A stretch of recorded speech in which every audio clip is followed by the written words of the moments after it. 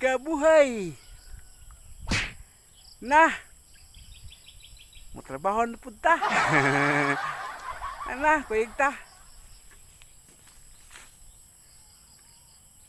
Ang akong trabaho atos barko ano, bahala ka magsweldo basta naalanggod no. Di na to mabuton mga kabuhay nga ang atong kuan trabaho mawagtang no. Madog kita ana oy. Ngano man oy madog man ta ana. Tungod kay di ta kakaon. Watay kaon basta di ka mo trabaho.